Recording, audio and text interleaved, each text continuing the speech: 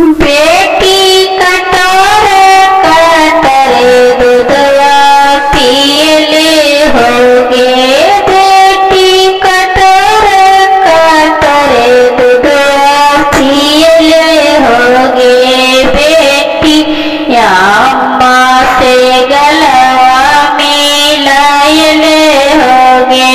बेटी अम्मा से गलवा मिलायले होगे।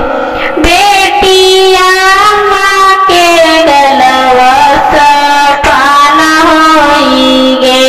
बेटी सासू के गलवा पान होइगे। बेटी गोटल दूधवा तो पियले होगे। बेटी शंकर लड़ुआ तो खायले होगे। बेटी दादी से गलवा मिलायले होगे। बेटी दीदी से गलवा मिलायले होगे।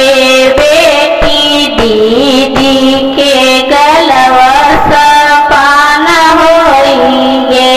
बेटी ननद के गलवा पान होइगे। बेटी ननद के गलवा पान होइगे। बेटी भाभी से गलवा मिलायले होगे। बेटी भाभी से बोलिए बतियायले होगे। भाभी होए जैतू सपना के बेटी। बेटी गोतनी के गलवा पान होइगे। बेटी गोतनी के